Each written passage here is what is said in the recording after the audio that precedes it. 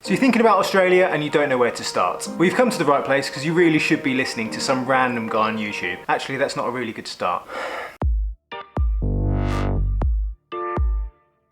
Hi, my name's Ross and I recently moved with my family to Australia from the UK. On our channel, we're all about sharing our experiences from moving to the UK to Australia with the hope of helping and inspiring others to also make the move. In this video, I'm going to share with you everything that we did in order to get our visas and also give you some helpful tips that we've learned from our experience. In this video, I'm going to be talking to you about how we got our 189 skilled independent visa for Australia. Before we start, I've got to mention that I'm not a visa agent. This video is in no way intended to tell you exactly what you need to do in order to get a visa, but I am going to be 100% honest and share with you everything that we did in order to get our visas. Hopefully by learning through our process and our mistakes, you too can also make the move. I'm going to be talking to you about how many points we got for our 189 visa and sharing some ways that I think that you could also be getting more points. I'm going to be talking about the total cost and everything that we spent money on, and also our visa timeline and everything that we did at each stage. For those of you that are beginning the process, or perhaps even halfway through the process, I'm also going to give some final tips for what you can do to get your visas. So let's get started. When we applied for our 189 visas,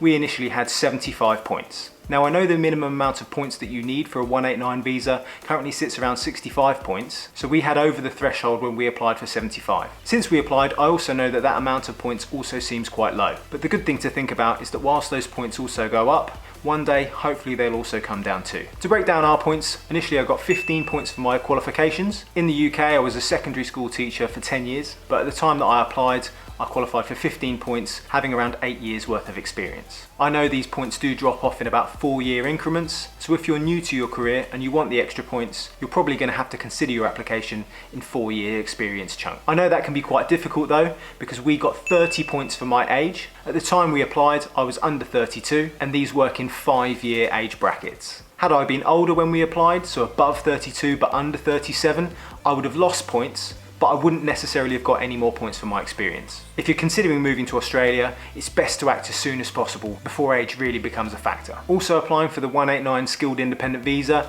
it makes sense that I also got 10 points because my occupation was actually on the skills list. If you need to find out whether your career is on the skills list, you can find all of that on the IMI website. And lastly, I got 12 points for my level of English. Now you'd think if coming from the UK and holding a British passport that automatically you're going to qualify for maximum points on English. But those cheeky guys over in Australia, they still make you want to do a test. I did the IELTS English exam, and although there are a few others out there, this one was the one that was recommended to me. To be honest, in hindsight, I would look at what other language tests are available, because apparently the IELTS one is the most difficult. I'm not sure how, but I managed to score an 8.5 out of 9 on that test, so I qualified for the full 20 points. I'm going to do another video on some tips that I think might help you to pass the English exam with the most amount of points, and I'll put a link up there when I've made the video. Now since thinking about it, I've thought of some ways that I could have potentially got some more points. But unfortunately these fall into some categories like things I could have done when I'm younger versus things I could actually have done now. If you're in that younger category and age isn't really a problem at the moment, I would definitely recommend visiting Australia and also taking some time to work here in your chosen career. This does mean that you could be eligible for more points, and had I had my time again,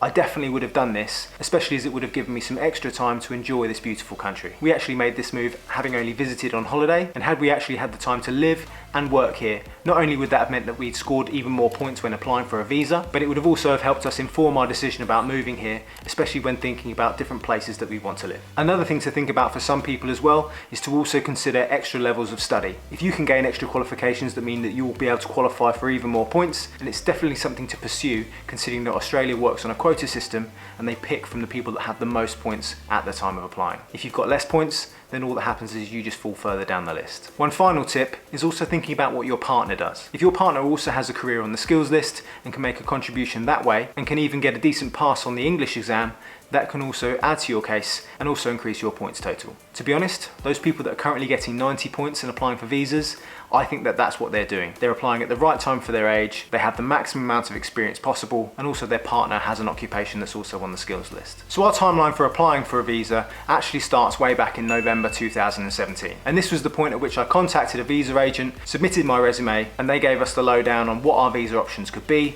and how many points we qualified for. This was a completely free process, no obligation obligations to go with them, and I definitely recommend doing this if you're in your really early stages of trying to find out what kind of visas you'd be eligible for. And we didn't really move on our visa application until March 2018, and the reason for that is that we were saving up our money because we got married in February. This also meant that when we would apply, Samantha and I were married, and from a couple status, I think that made the application a little bit easier. At this stage for the skills application, I had to get all my evidence ready for submission. This was the absolute ball ache part. For this, I had to get letters from my universities, from my employers, all for the AITSL forms as evidence. These needed to be worded in a very specific way to prove and include all of the experience I had as a teacher, but working with a visa agent, they were able to give me templates so that I'd be able to get all the information that I needed for my skills application. Without them, I don't actually know what I would have done for wording, and I know I would have annoyed some people in an office somewhere, constantly asking for additional things to be added to those letters. I also had to include all my diplomas and academic transcripts, and any copies that needed to be sent off, I had to get certified. Quick tip, if you're a teacher,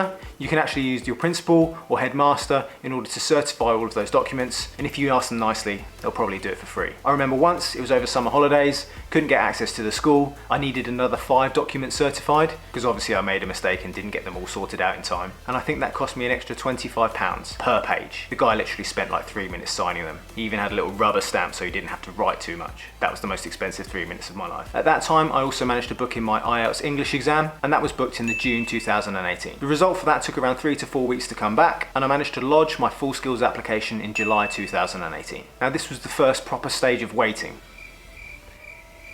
And whilst I was waiting, I was also told to start collating the other evidence that I'd need for my visa application. Now this wasn't career related, but this was more evidence about me and my family. The information that was required at this stage were things like birth certificates, passports, marriage certificates, pay evidence for the last 8 years. Don't worry if you lost your pay slips, you can actually use bank statements as well. And also filling out loads of forms and questionnaires to send off. Apart from the pay evidence, most of the other stuff also needs to get certified.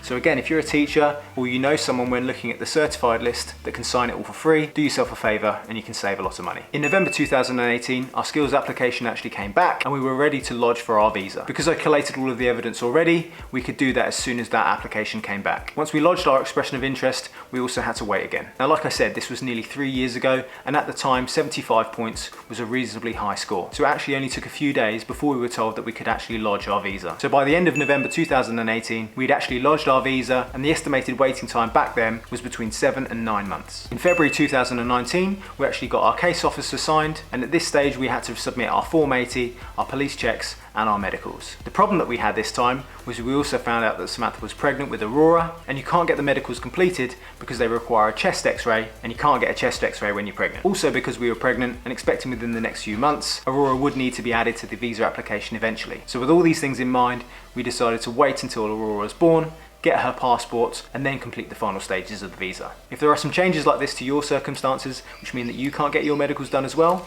just let your case officer know and they'll be able to postpone things for you. It wasn't until the May of the 2019 that we'd actually received our passport for Aurora and then could get her added to the application. It was then around a 4 to 6 week wait for our medicals, and these were all completed and signed off in July 2019. And then again came the waiting game.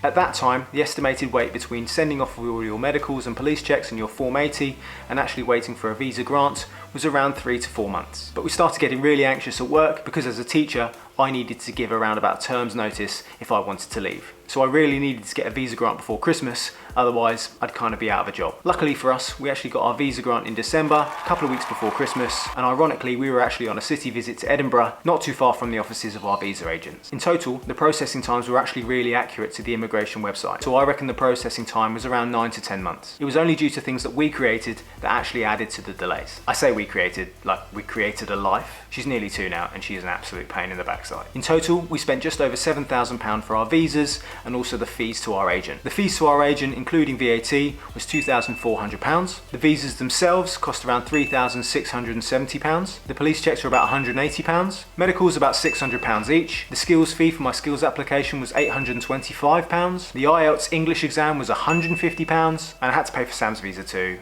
So that was a little under £2,000. All of those fees had to be paid in full at the time of requesting in order to progress the visa application. The only thing that we could pay in chunks was the actual visa agent. And overseas immigration do a kind of payment plan, it's interest free, and you essentially pay in £600 chunks. Now, whilst the visa agent was a significant chunk of our money, it was definitely worth paying for a MARA registered agent. If you're considering using a visa agent, make sure they're registered with MARA. So after all that, if you're still considering moving to Australia, here's some tips to help you when applying. First things first, do everything as quickly as possible. The only reason our visa took any longer than it should was nothing to do with the processing times quoted on the Australian website. All the delays were due to us. The whole process is long, it's arduous, there's lots of things that you need to do. If you're doing it alone, have a little bit of motivation to get it done as soon as possible. If you're using an agent, make sure you do things as quickly as they ask for. If you're worried about how long the visa process actually takes, it is kind of dependent upon how quickly you can get everything done. Secondly, use an agent. If you've got the money, if you've got the finances to be able to do it, they're definitely a great addition to applying for a visa. Our visa application with our circumstances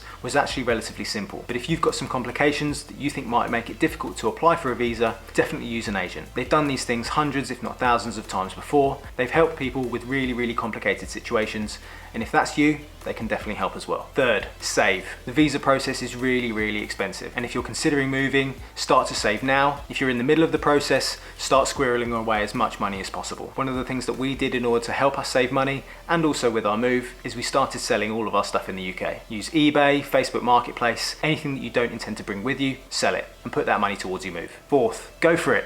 If you qualify and you want to move to Australia, go for it. Plenty of people I know say they want to move or they consider moving, but very few people actually go ahead and do it. You're in a very privileged situation if you actually have the opportunity to move to Australia. If you qualify for points and you can get a visa, whether it's a 189 or any other visa for that matter, go for it. You'll never know if you regret it if you don't actually go for it. And lastly, be patient. I know lots of people set up timers on their phone, little apps that show you how long you've been applying for. Even global pandemics are slowing things down. If you've applied and have got the same, if not more points than we had, eventually it will happen. Just remember to prepare yourself in all the ways possible for when it finally does happen. Because when it does, things move quickly, and then you've got a whole nother realm of trying to get things sorted. So I hope that video's helped you if you're considering applying for a 189 visa or indeed any other visa to move to Australia. I hope by sharing our experiences, you've learned something new, or if you weren't sure at the beginning, hopefully it's inspired you to make the move. If you want to check out the rest of our channel, we've got videos on there showing all about our move and our new life in Australia. Make sure you leave a comment down below. We love reading and answering any questions that you might have. And if you're new to the channel, please consider subscribing, and hopefully there'll be another video that comes up soon that also might help you. Thanks for watching. I'll see you next time.